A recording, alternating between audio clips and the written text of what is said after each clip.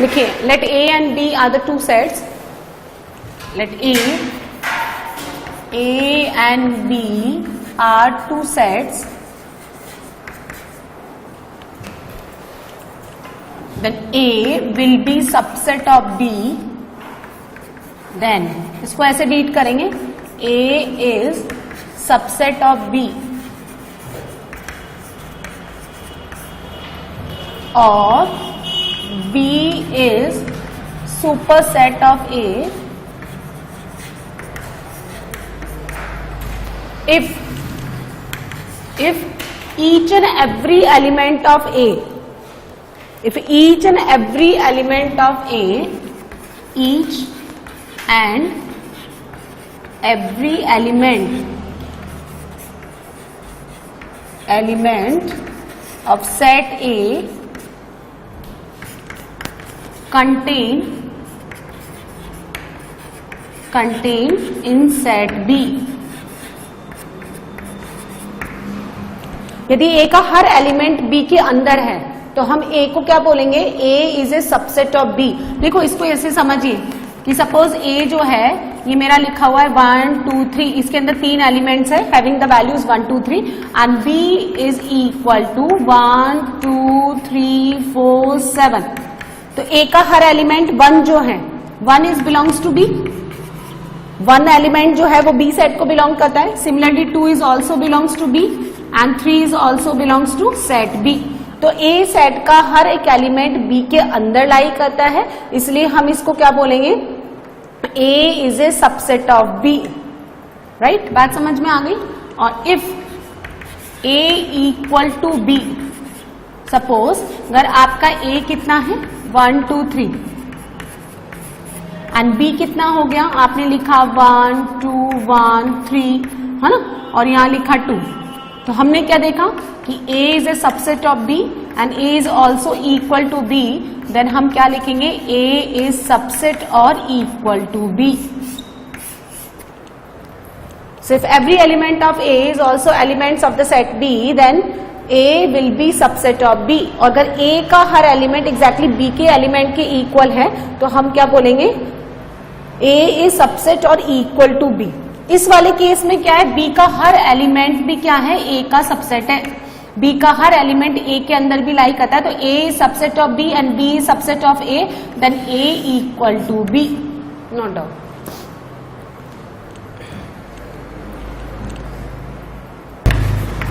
A is not subset of B. Subset of B तो हम कैसे लिखेंगे? A is not, ये तो सिंबल क्या हो गया? A is subset of B. और अगर A B का सबसेट नहीं है तो हम इसको क्या कर देंगे? ऐसे क्रॉस कर देंगे. सपोज देखो, समझो A में कितना दे रखा है 1 2 3 और B हमने क्या लिया? B हमने लिखा 1 2 4 5 7. तो मैंने क्या देखा कि 3 जो है 3 belongs to A but 3 does not belongs to B. 3 is a element of A set but 3 does not belongs to set B. That's why A is not subset of B. समझ में आ गई बात? अब हम proper subset. Proper subset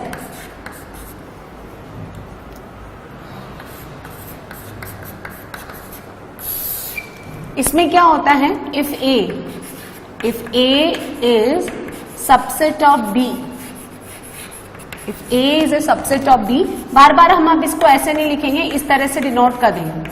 if A is a subset of B but A is not equal to B, मतलब ये वाला केस नहीं है, दोनों इक्वल नहीं है ना. कोई ना कोई एक एलिमेंट ऐसा होगा जो इसमें एक्स्ट्रा होगा या और ज्यादा एलिमेंट्स भी इसमें एक्स्ट्रा हो सकते हैं. एग्जैक्टली इक्वल ही होगा. अभी देखा जाए तो ये क्या लिखा हुआ है? 1 2 3 तो लिखा हुआ है, ऐसे तो लिखा हुआ है, क्योंकि नंबर्स को आप कितनी बार रिपीट करो वो काउंट तो कितनी बार होगा? एक ही बार होगा ना. तो कार्डिनल नंबर्स इक्वल है and their values are also equal. That's why the set A is also equal to the set B. तो A जो है वो B का सबसेट तो है लेकिन एग्जैक्टली इक्वल नहीं है. Then this A set A is proper subset. Proper subset of set B. और if A equal to B हो जाए, A इज सबसेट और इक्वल टू बी, तो फिर हम इसको क्या वर्ड यूज करेंगे? Improper subset. Improper subset. बोलो बात समझ में आई है ना? तो अगर A B का सबसेट है, जैसे मान लीजिए यहां पे मैंने इसको ले लिया 1 2 3 और यहां ले लिया मैंने इस B सबसेट को ले लिया, B सेट को ले लिया 4 5 7, तो हमने क्या देखा 1 2 एंड 3 तीनों किसको बिलोंग करते हैं? B को बिलोंग करते हैं। लेकिन 4 एंड 5 होने के कारण A B के इक्वल नहीं है। इस केस में ये अगर मैंने A लिया और ये मैंने B लिया, तो इस केस के लिए A is not equal to B। लेकिन हमने क्या देखा कि A जो है वो B का सबसेट है। बात समझ में आई? तो A B का सबसेट है, लेकिन दोनों सेट आपस में इक्वल नहीं है। That's why A is a proper subset of B। और अगर इक्वल भी हो जाए, जैसे कि यहां पे मैंने लिखा सबसेट भी है और इक्वल भी हो जाए, तो हम उसको क्या बोलेंगे? A will be improper subset of set B। ठीक है ना? सबसेट होगा क्या? हर एक सेट अपना खुद का भी सबसेट होगा क्या? बताओ। जैसे सेट A है, तो सेट A खुद का भी सबसेट होगा क्या? सबसेट का मतलब क्या होता है कि हर एक एलिमेंट जो है उसके अंदर लाई करना चाहिए। मतलब क्या है? अगर A B का सबसेट है, A is a subset of B, तो A का हर एलिमेंट B के अंदर होना चाहिए। तो अगर A खुद का ही सबसेट है, तो ऑब्वियस बात है ना, ये तो A का हर एलिमेंट A के अंदर तो होगा ही ना। अच्छा, अब खुद का यदि हर एक सेट को हम उसी के सेट से कंपेयर कर रहे हैं, यानी A को अगर मैं A के ही सबसेट बोल रही हूं, तो दोनों इक्वल भी तो हो गया। मैं कहने का मतलब क्या है? A is a subset of A। Clear है? और A जो है वो A के भी इक्वल होना है। अब जब ये दोनों आपस में इक्वल हो जाते हैं, तो हम उसको कैसा सेट बोलते हैं? Improper subset. और जब आपस में इक्वल नहीं होते, तो हम कैसा सबसेट बोलते हैं? Proper subset. ठीक है? अरे फाई वाला केस जो होता है ना, नल सॉल्यूशन वाला, जिसमें नो केस आता है, कोई सॉल्यूशन ही नहीं आता है, वो हर एक सेट का क्या कहलाता है? सबसेट होता है। फाई जो है, phi is a subset of every set, क्योंकि वो हर सेट के अंदर आना ही आना है। ठीक है? समझ में आ गई स्टार्टिंग की दो। अब समझिए, A इज ए सबसेट और equal to B, and similarly B, देखो A का हर एलिमेंट B के अंदर है, इक्वल भी हो सकता है, और B का हर एलिमेंट A के अंदर है, इक्वल भी हो सकता है। इसका मतलब क्या है? A और B आपस में इक्वल है। ये तभी पॉसिबल है ना, A का हर एलिमेंट B में है, B का हर एलिमेंट A में है। दैट मीन्स दोनों सेट आपस में क्या होंगे? इक्वल होंगे। एम्प्टी सेट फाई, अच्छा फाई जो है वो किसी भी दूसरे सेट के टोटल इक्वल नहीं हो सकता। देखिए ऐसे समझिए, सपोज है ना, मैंने सेट A ले लिया। A मैंने कितना ले लिया? Alpha beta and gamma. ठीक है? इसके सबसेट्स लिखेंगे हम। तो फाई जो है, इसके सबसेट जब हम लिखते हैं, यहां देखिए, तो इसके कितने सबसेट्स बनेंगे? सबसेट्स कैसे बनेंगे वो आप समझिए। पहले तो कोई भी नहीं लिया, एक भी ना लो, यानी फाई, या फिर अल्फा एक एलिमेंट ले लो, या फिर उसके बाद बीटा ले लो, एक एक एलिमेंट का बना लें। फिर कितना ले लिया? गामा ले लिया, 1 1 1। फिर 2 ले लो, अल्फा बीटा ले लिया। ठीक है? फिर बीटा गामा ले लो आप, एंड देन फिर क्या ले लो? Alpha and gamma. पहले इसका मतलब क्या है? नो एलिमेंट, एक भी ना लेना। इसका मतलब क्या है? एक एक ले लो। इनका मतलब क्या है? 2 2 ले लो। और ये अल्फा बीटा एंड गामा सारे के सारे ले लें। तो जो ये एम्प्टी सेट है, नल सेट है, ये तो सबका ही क्या होगा? प्रॉपर सबसेट होगा। क्योंकि अच्छा ये वाला केस जो है वो इसकी इक्वल थोड़ा है। जो प्रॉपर सेट है, फाई वाला जो केस है, वो प्रॉपर सबसेट बनेगा, क्योंकि एग्जैक्टली उसके इक्वल होगा ही नहीं। आप समझे है कि नहीं? अब देखिए टोटल नंबर ऑफ सबसेट्स कैसे बनेंगे। सपोज मैंने ये वाला एक सेट लिया, इसमें नंबर ऑफ एलिमेंट्स कितने हैं? कार्डिनल नंबर कितना है इसमें? हाँ 3। अब क्या है, कैसे सबसेट्स बनते हैं वो समझिए। Total number of subsets, total number of subsets. देखो एक वर्ड आता है एनसीआर। एनसीआर पता है? एनसीआर क्या होता है? This is the number of ways, है ना, selecting R things out of N things. तो out of total N things. अब हमें क्या है, ये मेरे पास टोटल एन कितने? 3 चीजें हैं। ये 3 में से एक भी ना लेना, NC0। इसका मतलब है कुछ भी आपने चूज किया ही नहीं। Which is called the NC0।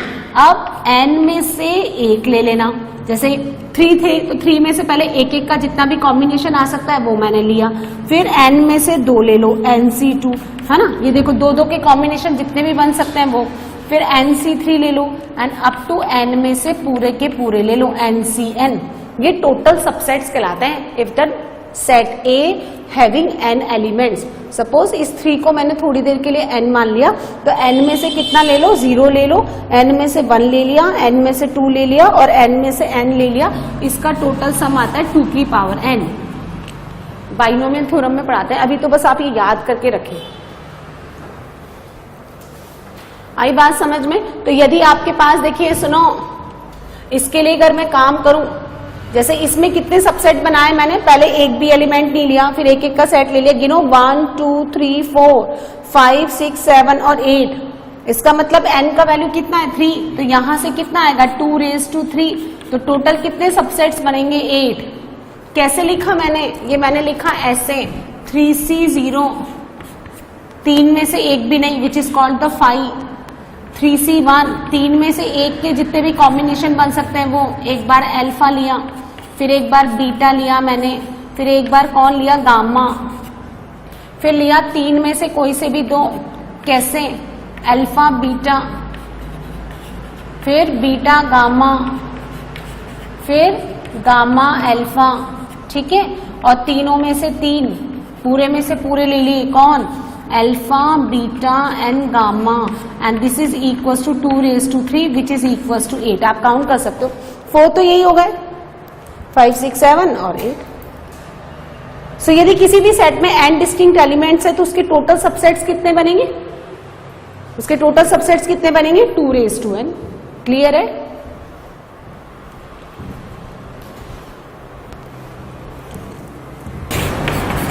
Number of proper subsets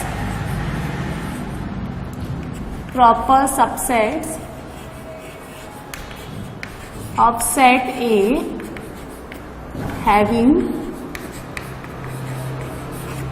n distinct elements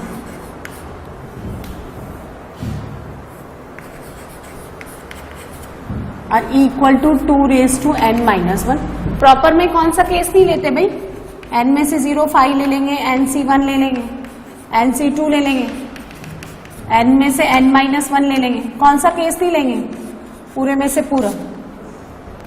इस केस में सेट के जितने भी एलिमेंट्स है वो सारे के सारे ले लिए आपने, तो सबसेट और वो उधर का जो सेट गिवन है वो दोनों क्या हो गया, इक्वल हो गया। तो दिस इज इक्वल टू कितना होता है, 2 की पावर n, और ये इतना सा मुझे लेना है बस, तो दिस इज इक्वल टू, ये वाला केस आपको नहीं लेना, तो this is equal to 2 raise to n minus 1। इसका वैल्यू ये होता है भाई, NCN इज इक्वल टू 1, है ना, आपने पढ़ा नहीं होगा, NCR is equal to n factorial divided by factorial r factorial n minus r।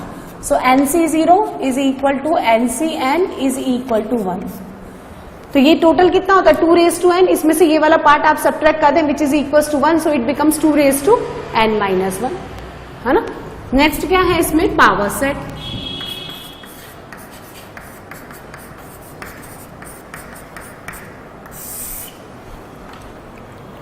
अब जैसे क्या है, बहुत सारे डिस्टिंक्ट ऑब्जेक्ट्स को अगर यदि मैं कलेक्ट करके लिखूं तो उसको हम क्या बोलते हैं, सेट्स बोलते हैं। Sets is a collection of all well defined objects. उसी तरह से power set is a collection of all subsets.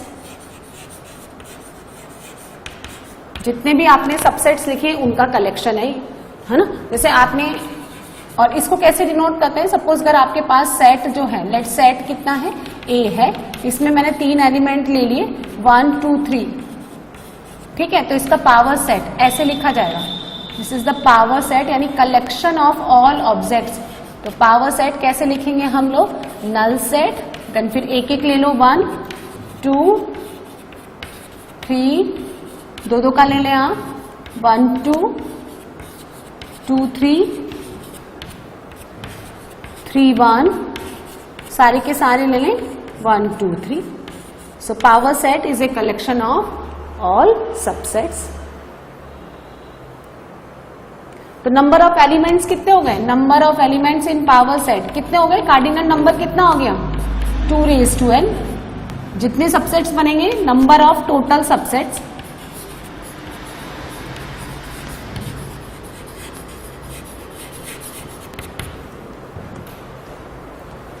Clear है?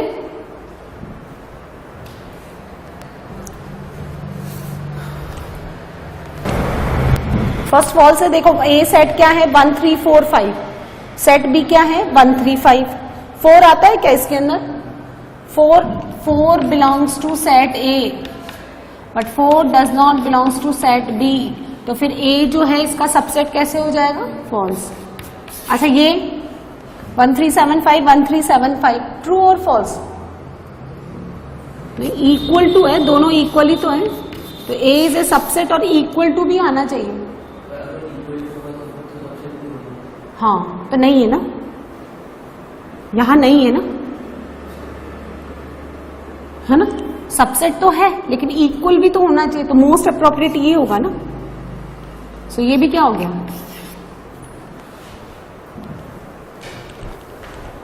null set A having the two elements 1 and 3, in B 1 5 9 और ये C set given है।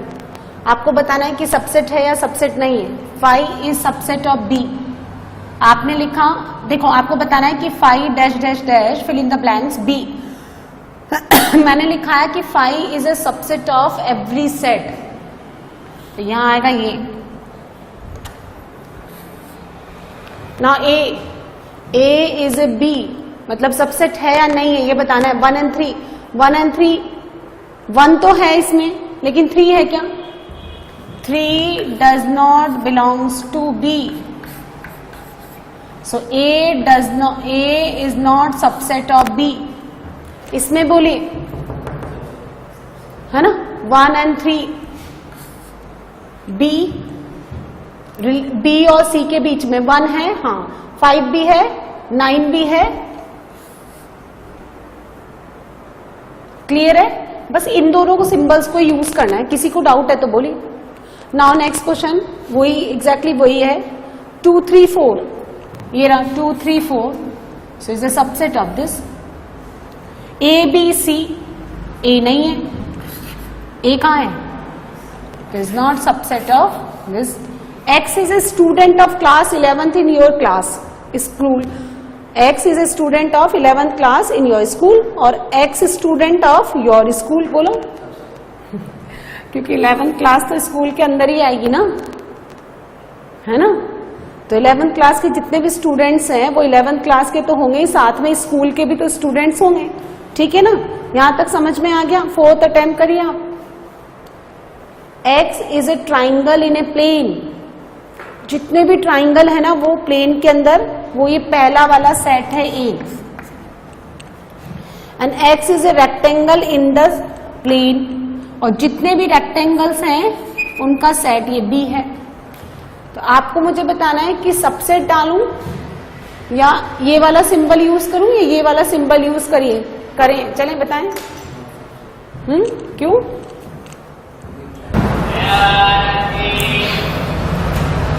यहां तक तो आपको बात समझ में आ गई।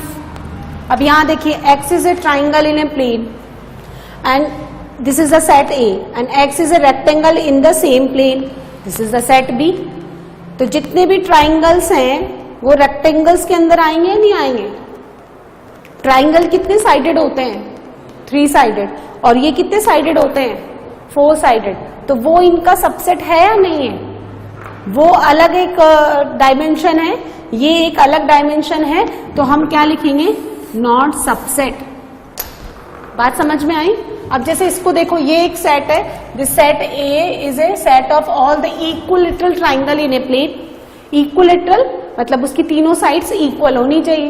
And set B is any type of the triangle in the same plane, तो सबसेट होंगे। हाँ, तो A is a subset of B। ये तो ओनली इक्विलेटरल ही है, लेकिन इसमें इक्विलेटरल भी आते हैं, स्केलिन भी आते हैं, राइट एंगल भी आते हैं, आइसोसेलेस भी आते हैं। दुनिया भर के जितने भी ट्राइंगल्स हैं वो इस सेट B के अंदर है। Now set A is a set of all even natural numbers, है ना? 0 नेचुरल नंबर्स बोल रहे हैं ना, तो 2 4 6 8 एंड सो ऑन, ये सेट A है। And set B is an integer. Integer मतलब 0 plus minus 1 plus minus 2 plus minus 3 and so on. तो बोलो ए सेट बी का सबसेट है या नहीं? तो A is a subset of B, क्योंकि जो एलिमेंट ए के अंदर आ रहे हैं वो इसमें भी आ रहे हैं, है ना. आप समझे? चलो हाँ, इसको देखो क्वेश्चन नंबर 4. इसका सबसेट बोलो. इस सेट ए में, सपोज दिस इज सेट ए, कितने नंबर ऑफ एलिमेंट्स है? कितने नंबर ऑफ एलिमेंट्स है इसमें? 1. तो टोटल नंबर ऑफ सबसेट्स कितने आएंगे? नंबर ऑफ सबसेट्स कितना लिखा था मैंने आपको? इसमें n का वैल्यू कितना है? 1. तो टोटल नंबर ऑफ सबसेट्स कितना लिखा था मैंने? 2 रेज टू n, यानी 2 आएंगे. आप मुझे बताएंगे वो 2 कौन कौन से आएंगे? एक तो नल सेट. नल सेट तो सबका ही सबसेट होता है ना. और एक ही एलिमेंट है, उसको ले लो आप, है ना. कैसे लिखेंगे आप? ऐसे, एंड क्लोज ब्रैकेट 2 है. इसमें बोलिए पहले तो 5, फिर a, देन b, है ना, देन a एंड b. इसमें बोलिए, इसका तो हमें थोड़ी देर पहले भी लिखा था मैंने. 5, देन 1 ले लें, 1 के सारे कॉम्बिनेशन ले लें, 2 ले लें, 3 ले लें, फिर 2 के सारे कॉम्बिनेशन ले लें, यानी 3c2. तो 1 2 2 3, देन हाँ 3 1 लिखो या 1 3 लिखो, एक ही बात है. देखें, और यहाँ कितना आ गया? 1 2 3. इसका बोलिए, इसका मतलब क्या है? एक भी एलिमेंट नहीं है. नंबर ऑफ कार्डिनल, सपोज ये सेट ए है, नल सेट है, तो इसमें कार्डिनल एलिमेंट कितने हो गए? 0. तो 2 रेज टू 0, यानी कितने सबसेट आएंगे? 1. और वो किसके बराबर आएगा? 5 के. आई बात समझ में? How many elements has power set? यदि किसी के अंदर एक भी एलिमेंट नहीं है तो पावर सेट कार्डिनल नंबर कितना हो गया इसका? एक भी नहीं है ना इसमें, तो 0. पावर सेट में टोटल एलिमेंट्स कितने होते हैं? 2 की power n. So 2 raise to 0 यानी 1. सो पावर सेट में सिर्फ एक ही एलिमेंट आएगा.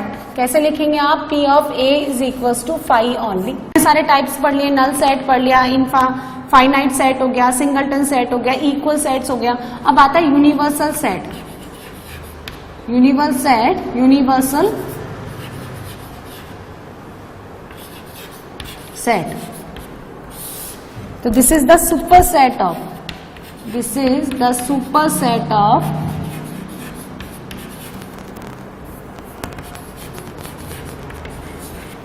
All the sets.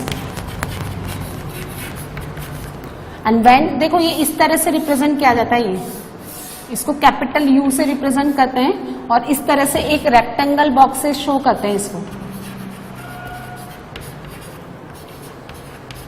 यानी इसके जितने भी एलिमेंट्स हैं ये सारे इसे यूनिवर्सल सेट के एलिमेंट्स हैं, ये सब ही इस तरह से.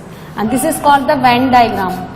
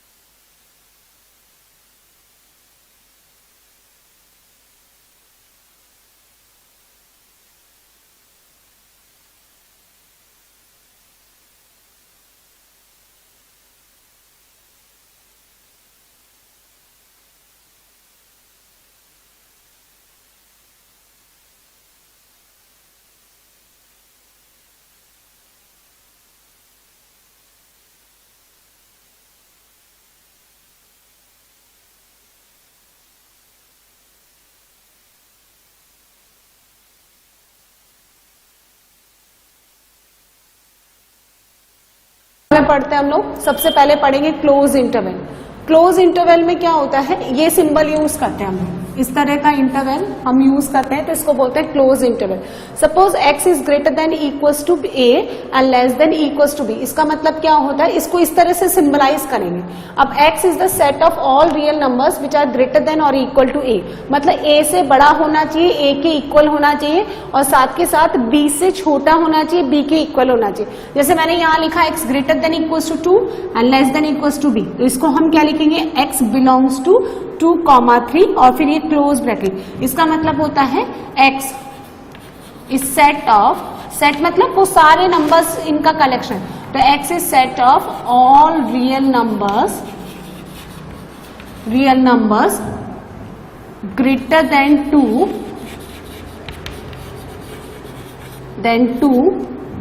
And less than 3 including 2 and 3 also, ऐसे, ठीक है ना। अब सेकंड देखिए, ओपन इंटरवल। यहां आपको दे रखा है ओपन इंटरवल। ओपन इंटरवल में क्या होता है, आपको ये दे रखा है x greater than a less than b। Open interval में इस तरह का सिंबल यूज करते हैं, या फिर इसको ऐसे भी लिखते हैं, देखिए। इसका मतलब होता है set of x is set of all real numbers greater than a and less than b, where x is not equals to a and b। अब आपने लिखा x greater than 2 and less than 3, तो बताओ 2 से 3 के बीच में सारे real number लेने हैं, लेकिन 2 और 3 लेंगे क्या यहाँ पे? नहीं, क्योंकि यहाँ पे इक्वालिटी होल्ड नहीं करती, इसलिए x is not equal to 2 and 3। और जिन नंबर्स को हमें इंक्लूड नहीं करना होता उसको हम कैसे डाल देते हैं, ओपन इंटरवल में। सपोज यहाँ पे ऐसे लिखा है x greater than equal to 2 और लेस देन 5, तो हम इसको कैसे लिखेंगे, x बिलोंग्स टू 2,5 लिखो। अब 2 पे तो इक्वालिटी है, मुझे लेना है ना इसको, 2 तो इंक्लूड हो जाएगा, लेकिन 5 जो है वो इंक्लूड नहीं होगा।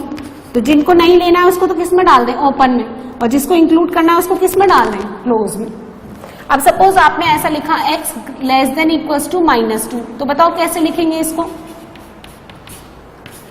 x less than equals to -2, यानी -2 को लेते हुए -2 से नीचे जितने भी छोटे नंबर है वो सारे लेने, तो स्टार्टिंग फ्रॉम -∞ टू -2। मैंने देखा यहाँ इक्वालिटी है तो it comes in close interval, और -∞ and +∞, remember this always comes in open interval. इनको हमेशा ओपन इंटरवल में ही लेना है, इनकी वैल्यू हम कभी भी इंक्लूड नहीं करते, ठीक है। And third one, discrete interval.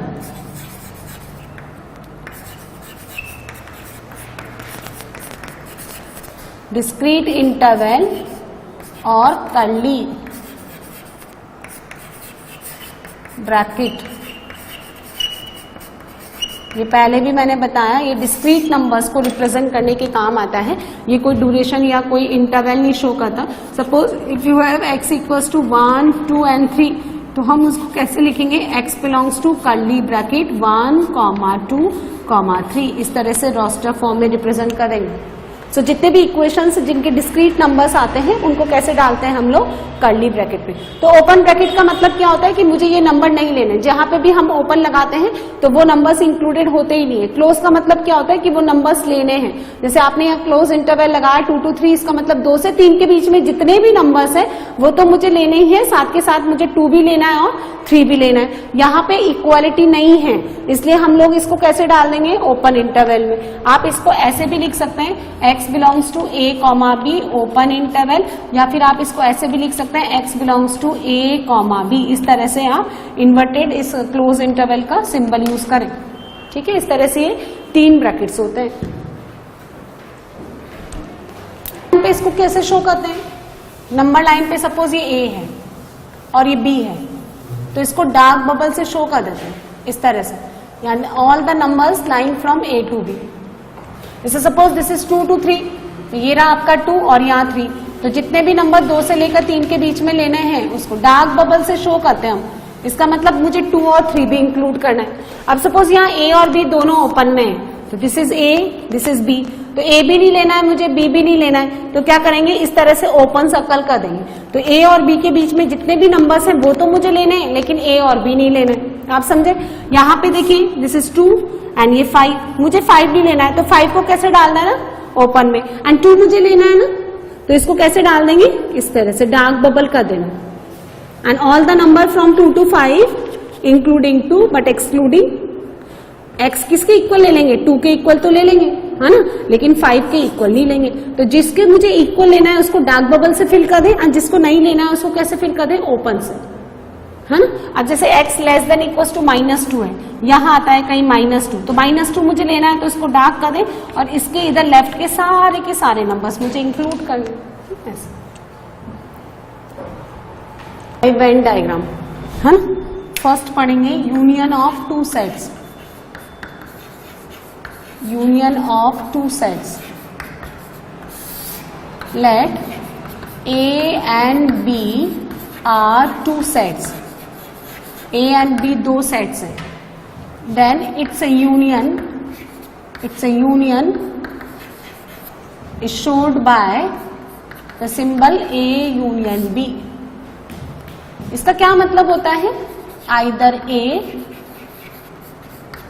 और B और both, या तो A होना चाहिए या B होना चाहिए या फिर दोनों होना चाहिए। कैसे निकालते हैं, सपोज यहां देखिए A, मैंने A सेट के अंदर एलिमेंट्स हैं 1 2 and the set B contains the element alpha beta and gamma. तो A यूनियन B क्या करते हैं, एग्जैक्टली वैसे ही निकालते हैं जैसे कि हम लोग नंबर्स का क्या निकालते हैं, एलसीएम निकालते हैं ना। तो हम क्या करेंगे, जो एलिमेंट्स इसके अंदर है वो भी आ जाएंगे और जो एलिमेंट्स इसके अंदर है वो भी आ जाएंगे, 1 2 अल्फा बीटा एंड गामा। बात समझ में आई, क्लियर है? और समझिए, जैसे आपके पास ऐसा लिखा है, एक दे रखा है 2 3 5 and the set B have the element 4 only, then A union B, बताओ क्या हो जाएगा, बोलो। हाँ, 2 3 4 5, this is A union B। ठीक है, अब सुनिए, ये तो हो गया यूनियन। उसके बाद इंटरसेक्शन लेना है मुझे। वेन डायग्राम से कैसे शो करना है अभी हम शो करेंगे, पहले आप समझ लीजिए। इंटरसेक्शन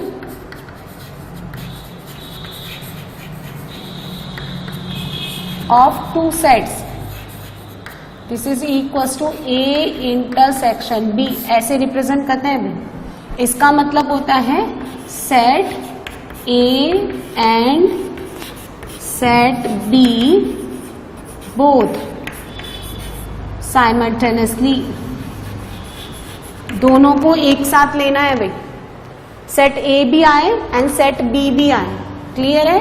जैसे सपोज सेट A के अंदर एलिमेंट है 1 2 3 4 and the set B have the element 2 and 5, then A union B कितना हो जाएगा, A यूनियन B जल्दी से बता दो भाई।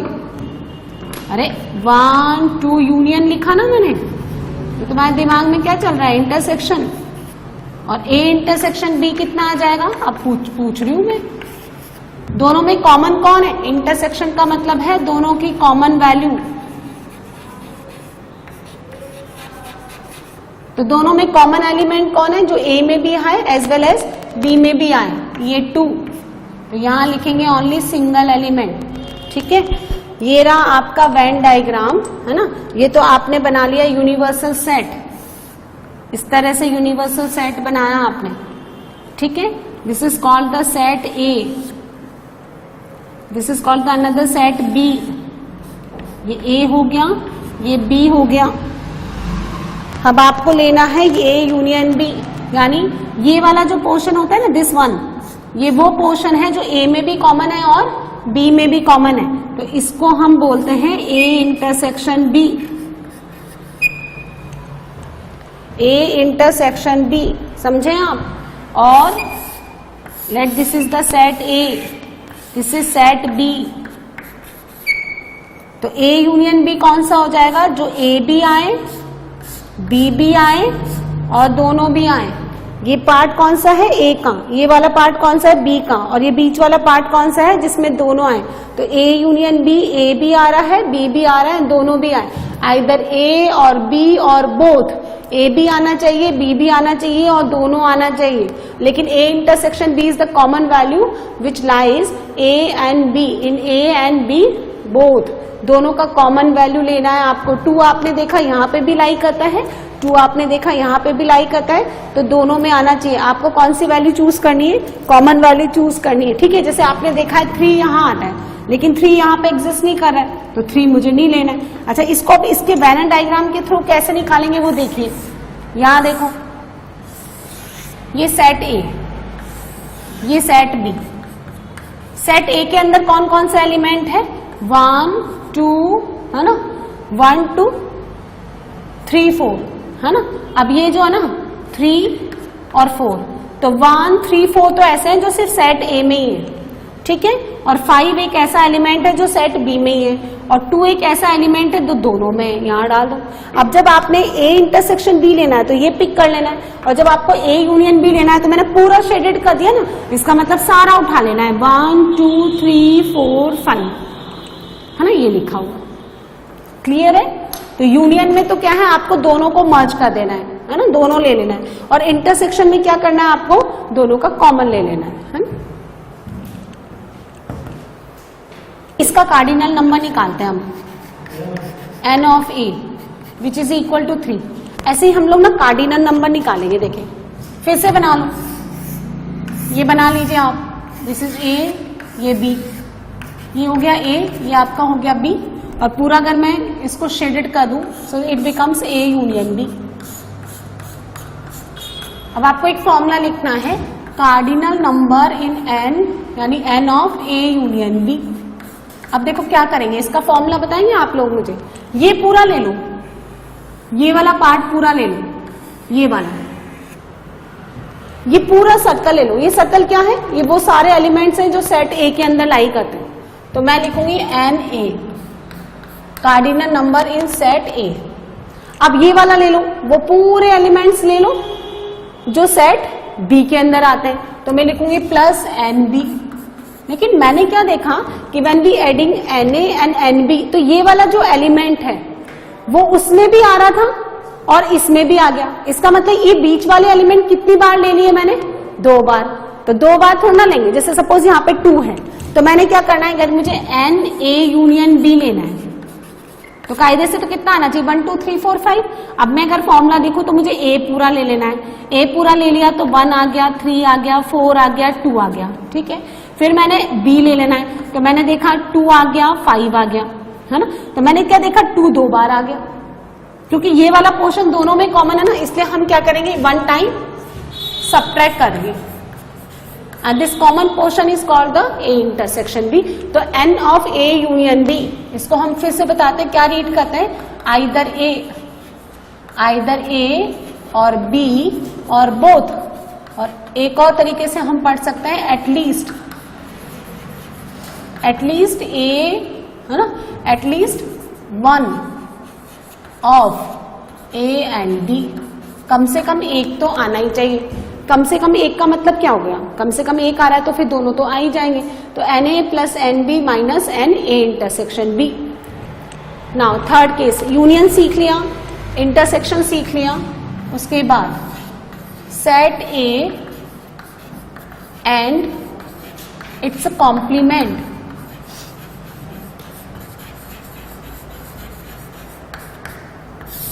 अब यहां देखिए, फिर से वही वेन डायग्राम बनाई।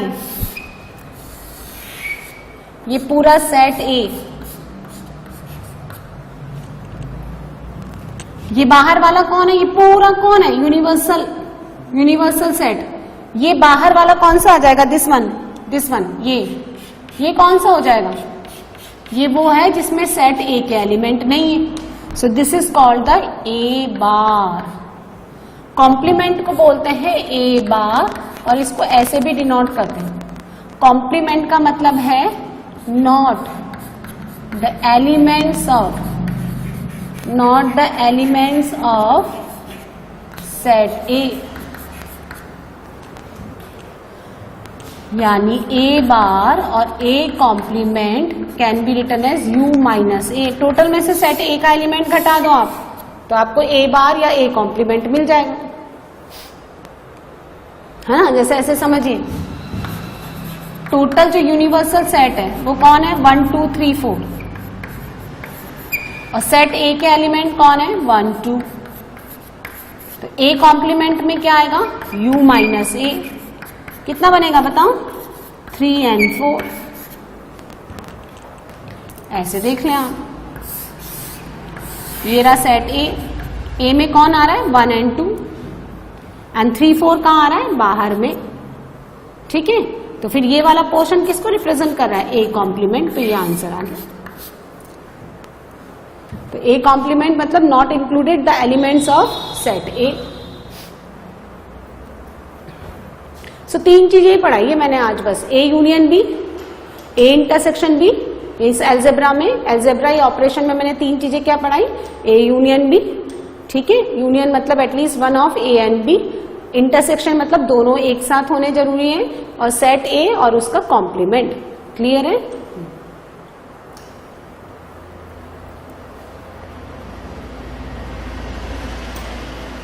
ठीक है।